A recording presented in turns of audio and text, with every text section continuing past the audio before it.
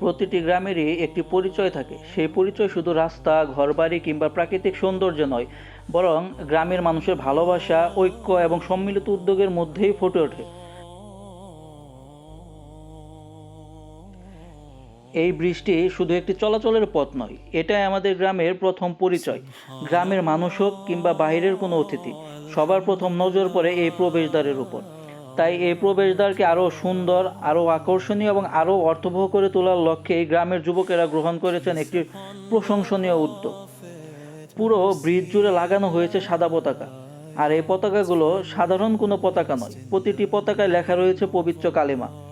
বাতাসে যখন এই সাদা পতাকাগুলো একসঙ্গে দুলতে থাকে, তখন পুরো পরিবেশে সৃষ্টি হয় এক অপূর্ব সৌন্দর্য, এক অনন্য প্রশান্তি। দূর থেকে তাকালে মনে হয় যেন পুরো বৃষ্টি শুভ্রতার এক চাদরে মোড়ানো। এই দৃশ্য শুধু সৌন্দর্যের জন্য নয়, এটি আমাদের ঈমান, আমাদের বিশ্বাস এবং ইসলামী মূল্যবোধের প্রতি ভালোবাসা ও শ্রদ্ধার বহিঃপ্রকাশ।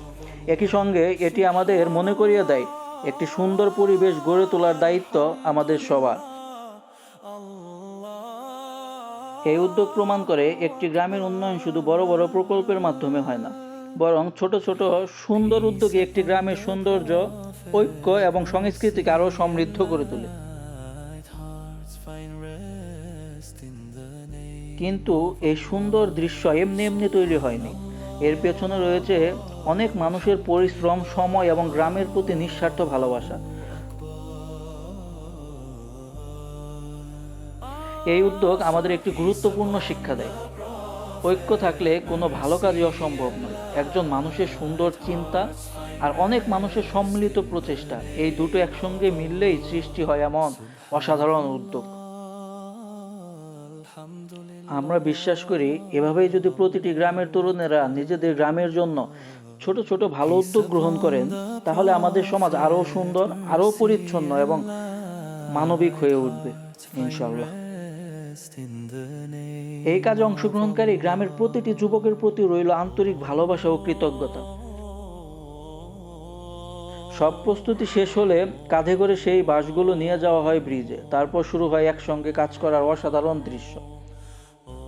কেউ বাঁশ ধরে রেখেছেন, কেউ দড়ি দিয়ে শক্ত করে বেঁধেছেন, কেউ দূর থেকে দেখে ঠিকঠাক সারিবদ্ধ হচ্ছে কিনা তা নিশ্চিত করেছেন, আবার কেউ প্রয়োজনীয় জিনিসপত্র এগিয়ে দিয়েছেন। কাজের পুরো সময় জুড়ে ছিল হাসি, আনন্দ আর একে অপরকে সহযোগিতা করার সুন্দর দৃশ্য। এই মহৎ উদ্যোগের প্রধান উদ্যোক্তা মোহাম্মদ শিপন মিয়া। তার সুন্দর পরিকল্পনা, আন্তরিক প্রচেষ্টা এবং অক্লান্ত পরিশ্রমের মাধ্যমে এই কাজের সূচনা হয়। তাই শিপন মিয়াকে জানাই আন্তরিক ধন্যবাদ ও কৃতজ্ঞতা। আল্লাহ তাআলা তার এই উত্তম উদ্যোগকে কবুল করুন এবং তাকে উত্তম প্রতিদান দান করুন।